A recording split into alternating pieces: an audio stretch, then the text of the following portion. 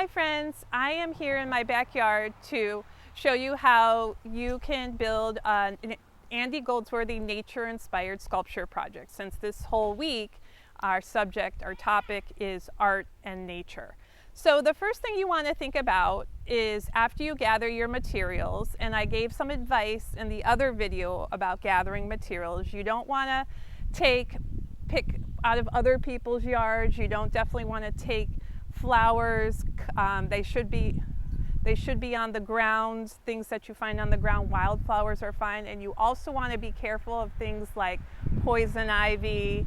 So I wouldn't suggest going into the deep woods to find things for your nature project. Often things that you can just find, you can look in your backyard, will be useful. You want to look for colors, different textures of things. Remember, because like Andy Goldsworthy, we don't need any glue or nails to build our sculpture. The next thing, once you gather all your materials, and as you see here, I have a bunch of different materials that I gather. Now, I know these, you say, oh, Miss Levy, these were flowers that I didn't pick out of my garden. These were actually left over from my Mother's Day gifts, so I'm just recycling them.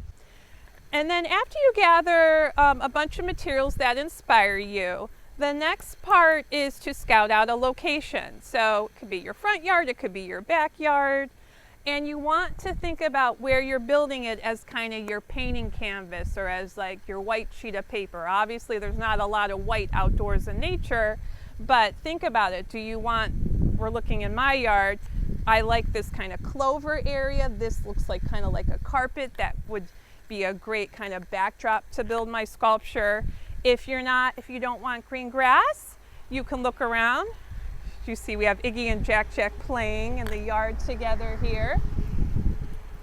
I have a leaf pile over here, which actually could be very nice because especially my sculpture, if you have a lot of bright colors, like bright colors of flowers, a brown backdrop would be really nice as well.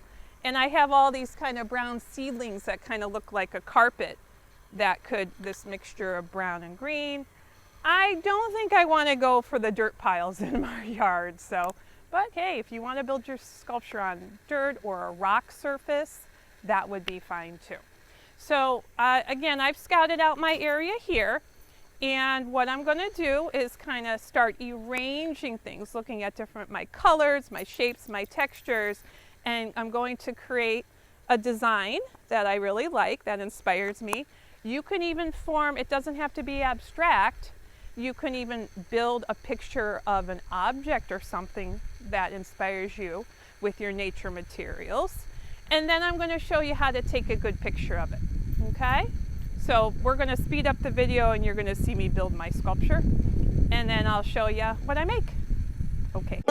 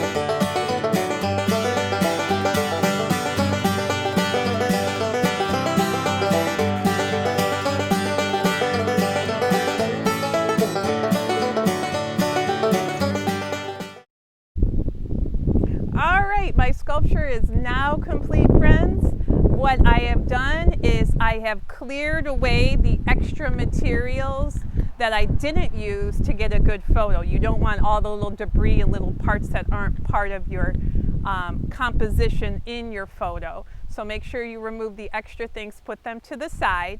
Another thing that can be a problem, that was a problem for me today, was the wind. So if things tend to blow away, as you build along, you might have to reassemble things and try and get that picture really, really quickly. Now I have my phone here. So again, another thing I've realized as I've taken my own nature sculptures is you don't want your foot in the picture. That can happen as well. And you want to get a good angle where you're able to see everything in your picture. You don't want to cut off anything that might be in it. So as you see, I'm kind of stepping away. I'm kind of moving my arms towards right on top so I can get a nice aerial view. I know it's a little bit easier for me because I'm tall, but you might have another person help you out taking a good shot. And you can also get yourself in the picture as well. And I would love to see, please post your beautiful creations to your Seesaw page or Google Classroom.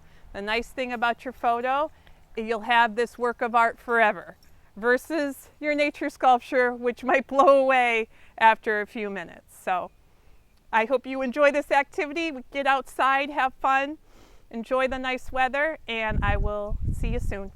Miss you. Bye.